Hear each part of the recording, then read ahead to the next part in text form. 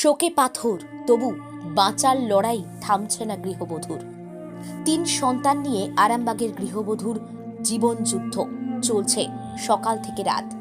নীরবে বসে কাঁদবে সে উপায়ও নেই। নিউজ বাংলা দিশার পর্দায় যে ছবিটা তুলে ধরছি সেটা হুগলির আরামবাগের 5 নম্বর ওয়ার্ডের রবীন্দ্রপল্লীর গৃহবধূর কাহিনী। বছর 10 আগে বিয়ে হয়, 2 কন্যা 1 পুত্র সন্তান আছে। সন্তান হওয়ার পর স্বামী তাকে ছেড়ে চলে যায়, অন্য একজনকে বিয়ে করেছে। তারপর থেকে জীবন যুদ্ধে হার না মানা লড়াই গৃহবধূর।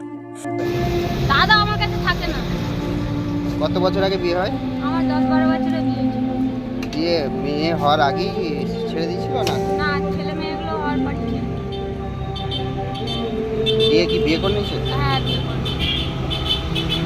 তারপর থেকে আপনি খেটে এইভাবে চালান? তারপর থেকে এইভাবেই চালাই, খাটি করি। আপনার বাড়ি?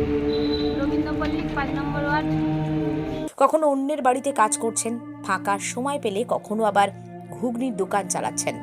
সঙ্গে সহযোগিতা করছে মেয়ে।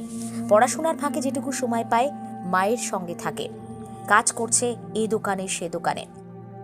মা যেটুকু আয় করছেন ছোট ছেলে মেয়েদের সেটা পড়াশোনার পেছনে খরচ করছেন, সংসার চালাচ্ছেন। যে কোনো পুজো উৎসবে নতুন জামা কাপড় কেনার সামর্থ্য হয় না। গৃহবধূ দিনের পর দিন সব কাজ সেরে ঠেলাগাড়ির দোকান নিয়ে রাত 10টা পর্যন্ত পরিশ্রম করেন। বাড়ি ফেরেন, গাড়ি ঠেলেন ছোট মেয়ে। আমরা এই প্রতিবেদন দেখাচ্ছি তার মূল উদ্দেশ্য একটাই, যে প্রত্যেকের পক্ষে হয়তো সব মানুষের পাশে থাকা এককভাবে সম্ভব নয়, কিন্তু বাঙালি শ্রেষ্ঠ উৎসবে তাদের পাশে দাঁড়িয়ে যদি কেউ হাসি ফোটাতে পারে তাহলে তো সেই অনুরোধ, সেই আবেদন, সেই মিনতি থাকবেই। আপনারা একবার ভেবে দেখবেন। ছবিটা তুলে ধরলাম নিউজ বাংলা দিশায়।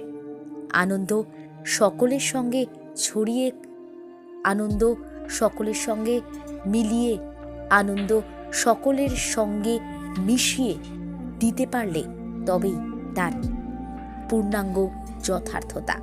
বিশ্বাস করি আমরা। এখানে কি করো? কাজ করি। কাজ করো? নিজেদের দোকান? কি নাম? প্রিয়া দাস। কিসে পড়ো?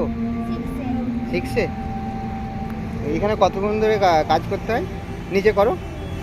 5টা থেকে 10টা অবধি। পড়াশোনাটা কখন করো? পড়াশোনাটা সকাল থেকে। সকাল থেকে? কোথায় পড়ো? আমি গার্লস স্কুলে। এই খরচাকে বহন করে ঠাকুমা। ঠাকুমা। কে ভালোবাসে? সবাই। মারধর কে করে? কেউ করে না। পড়াশোনায় বেশি কে বলে?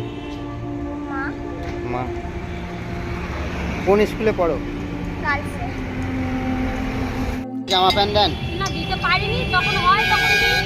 আর যখন পারেন না তখন? যখন পারিনি তখন ছেলেমেয়েরা ওটাই করে। কটা ছেলে আর কটা মেয়ে? একটা ছেলে, 2টো মেয়ে।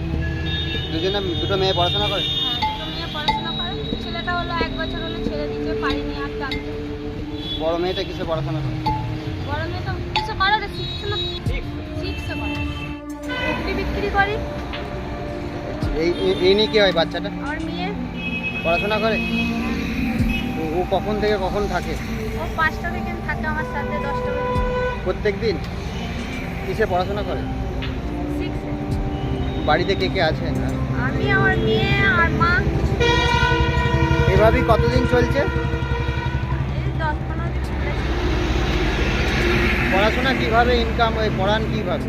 ডাক্তারে কাজ করি, এটা বিকেলবেলায় নিয়ে বসি মেয়েদের। এমনি সরকার কোনো সাহায্য করে? না। কিচ্ছু পান না সরকারি? আপনার নাম দিদি?